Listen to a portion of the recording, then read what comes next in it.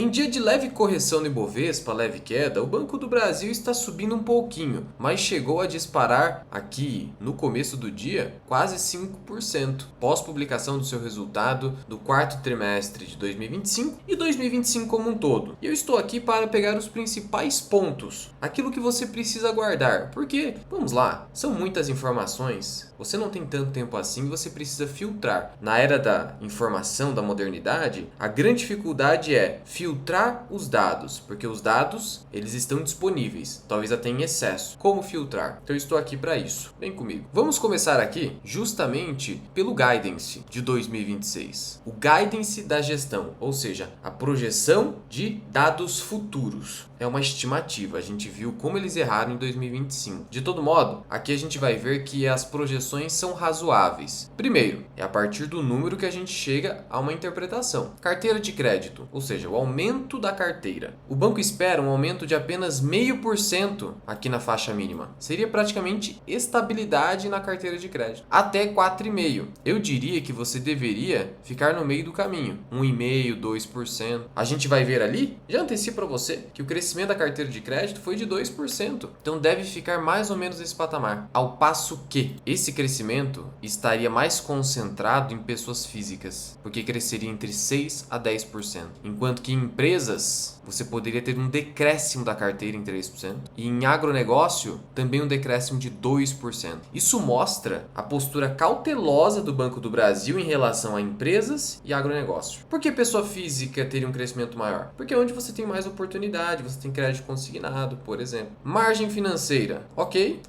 Custo do crédito, entre 53 a 58 bilhões de reais, então está prevendo um decréscimo no custo de crédito, porque o custo de crédito no ano de 2025 foi um absurdo. O custo do crédito, que leva em conta as provisões, totalizou quase 62 bilhões de reais em 2025, uma alta superior a 70% em relação a 2024, ou seja, o banco perdeu muito dinheiro ao longo de 2025. Receita de prestação de serviço também nada demais, despesa administrativa entre 5 a 9%, aqui tem um problema, porque se eu vou crescer no máximo 4,5%, as despesas vão crescer mais do que isso. Então aqui mora um problema. Portanto, entenda o seguinte, não é simplesmente, o lucro desabou, mas ainda é lucro. Você precisa entender que quando você tem volatilidade de resultados, assim como empresas cíclicas, você tem um problema porque quando a crise pega, como pegou o Banco do Brasil, as despesas não param de aumentar. E a empresa, para agir de maneira cautelosa, perde participação de mercado. Market share, como eu vou te mostrar na sequência. Então, de um lado, você reduz seu crescimento, perde participação de mercado e tem despesas aumentando. Então, não é só, caiu o lucro, tem outros impactos. E o lucro líquido ajustado seria entre 22 a 26 bilhões de reais. Aqui que a gente vai dedicar um pouquinho mais de atenção, mas sobre a participação de mercado, eu peguei aqui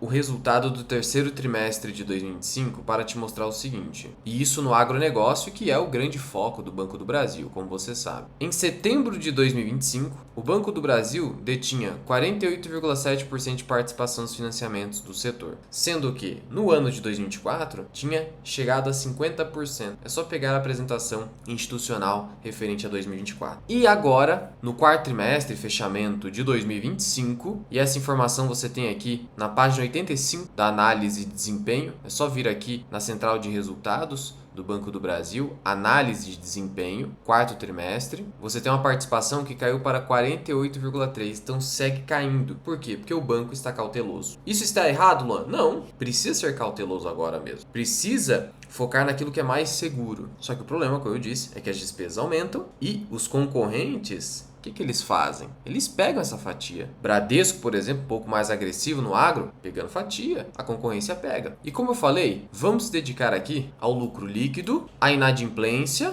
e, finalmente, verificar se a ação está barata nos preços atuais. Agora, lá nos seus R$ 25.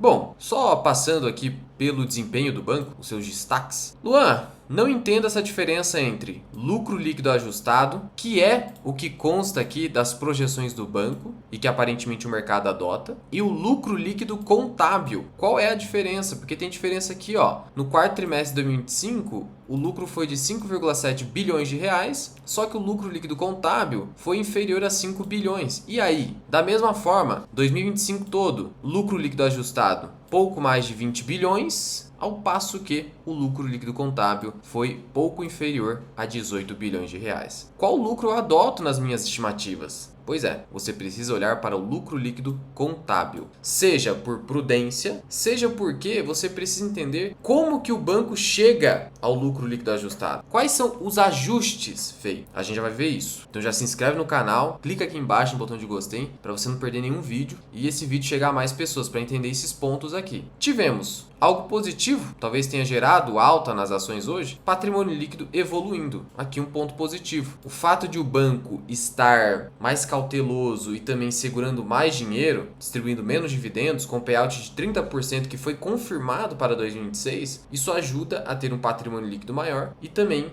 um índice de capital principal evoluindo. Veja que estava abaixo de 11, subiu para 11 e agora está em 12. Batendo ali uns 13, provavelmente o banco vai conseguir aumentar o seu payout. Talvez não aconteça nesse ano, pode acontecer para o ano que vem. A Basileia também aumentou. O índice de eficiência piorou. O que é o índice de eficiência, Luan? O índice de eficiência pega as despesas do banco e compara com as receitas. Despesa sobre receita. O índice de eficiência do Banco do Brasil é o melhor do país entre os bancos. O Itaú fica ali em 30 e poucos por cento. Aqui você tem um índice de 27,7. Muito bom, mas está piorando porque o banco está tendo decréscimo no seu resultado. Mas ainda tranquilo. Mas não pode, por conta disso, negligenciar, obviamente. O retorno sobre os ativos totais baixo, abaixo de 1%. O que seria um retorno ideal? Acima de 1% e top acima de 1,5%. Como foi no ano de 2024 em 1,6%. Como foi o ROA do Itaú no ano de 2025. Lembrando que retorno sobre os ativos totais é o lucro líquido obtido a partir de todos os ativos no balanço patrimonial. Todos, ativos totais. Inadimplência acima de 90 dias, que é o grande problema. Continua subindo, olha só. No terceiro trimestre, 4,5, subiu para 5,17. Então a inadimplência continua piorando. E o índice de cobertura caiu, o que também é ruim. Quanto que o banco tem provisionado aqui para cobrir inadimplência? Caiu, isso é ruim. E aí, vamos voltar aqui na parte do lucro líquido. Primeiro, deixa eu te mostrar aqui um ponto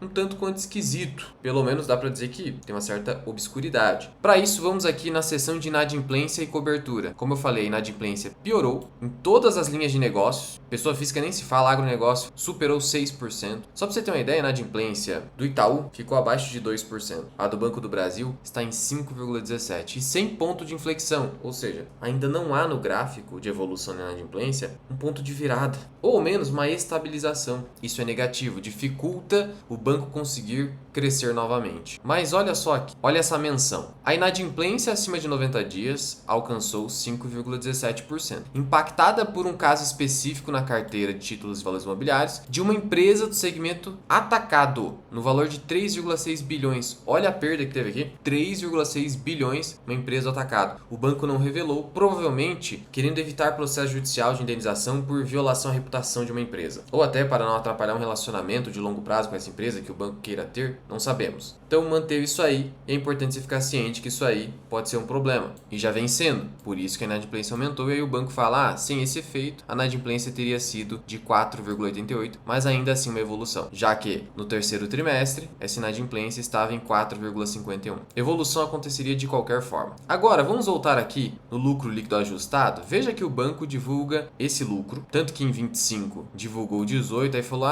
batemos 20, mas a gente viu que o lucro líquido contábil foi de 18, foi 17,8, ficou no mínimo. Esse deveria ser o lucro a ser adotado. E ainda há outro detalhe que eu vou te falar na sequência. Primeiro, olha só aqui essa tabela. Lucro líquido ajustado. Tá vendo aqui? Itens extraordinários, entenda-se como itens não recorrentes. Mas, mais ou menos. Sabe por quê? Que não recorrente é esse aí, do planos econômicos, que tá aparecendo em todos os trimestres? Que não recorrente é esse? Então, o que são os planos econômicos? Plano Bresser, Collor, que lesou as poupanças dos brasileiros. E aí você tem ações judiciais até hoje, visando ressarcimento. Inclusive, no escritório que eu trabalhei, o pessoal ganhou bastante dinheiro com isso. E ainda rola. Então não é algo extraordinário. Então isso aqui tem que estar aqui sim. Tem que descontar do lucro. E tem os efeitos fiscais, que aí impactam de maneira positiva no lucro. Portanto, eu considerando efeitos fiscais e participação nos lucros, mais os planos econômicos, que não é mera, coisa extraordinária, não. a gente chega num lucro aqui, ó, de quase 5 bilhões. Por isso, o lucro adequado é esse aqui, 17 bilhões, quase 18. Só que ainda há outro detalhe, mais um, que é o seguinte. Tá vendo aqui? Lucro antes do imposto a pagar, que é o LAIR. Então, tá vendo aqui, ó, imposto de renda e contribuição social sobre o lucro líquido. No quarto trimestre de 2024, nessa linha, você teve uma perda de 2,2 bilhões. É a provisão que toda empresa faz para pagar o imposto. Então, óbvio que tem que ser uma perda no geral. Só que nesse ano, terceiro tri, você teve um ganho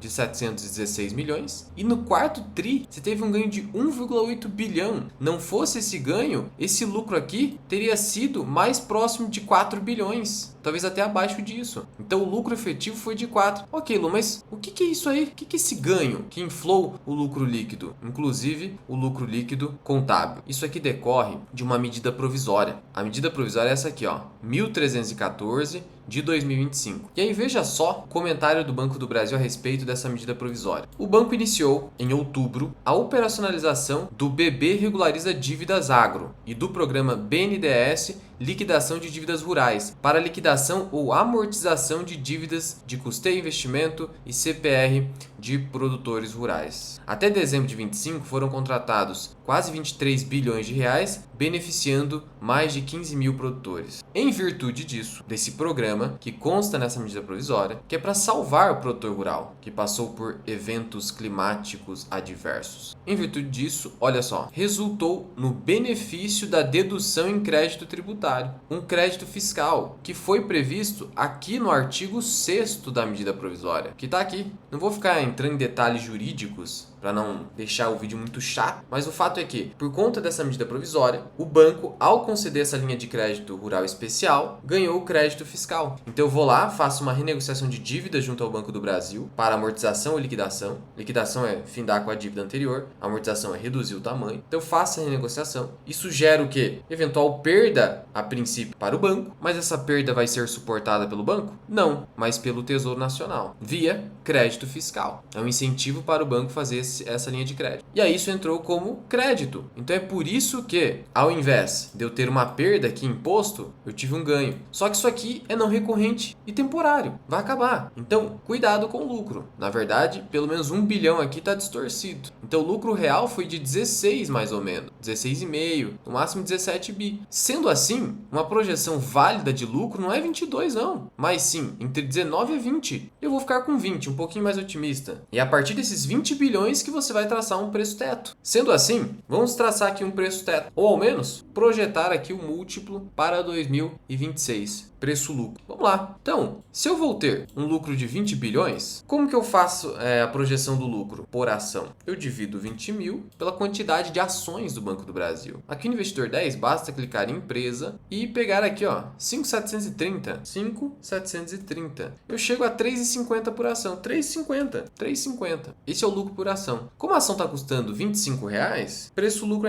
é o que então? 25 dividido por 3,50. Então, meu índice preço-lucro projetado é de 7,15. Historicamente, o Banco do Brasil negociou um múltiplo de 7, mas o lucro caiu bastante. A tendência é você ter esse múltiplo caindo com a evolução do lucro no futuro. E um preço teto aí, modelo Bazin? Bom, a gente sabe que é 3,50 vezes 0,30 de payout, 1,05. Se eu dividir por 6% do Bazin, eu estou falando de um preço teto de 17,5, 18. Então você vê que hoje, por esse critério, você não compraria Banco do Brasil. Mas, sinceramente, a gente está subestimando muito o potencial do banco ao colocar esse preço teto aí. É por isso que eu adoto o modelo de fluxo de caixa descontado. Eu tenho a minha planilha de valor intrínseco das ações lá na minha comunidade. Além dos meus relatórios de análise. Tem relatório de análise do Banco do Brasil com muito mais detalhes. Tem a minha planilha de valor intrínseco. Em relação aos resultados trimestrais, tem ali BR Partners, tem BTG, tem uma série de relatórios. Tem meu curso ainda Formação Mira Invest e diversos vídeos exclusivos para os membros da comunidade, que são os mesmos publicados aos membros do YouTube. Sendo assim, a R$ 25,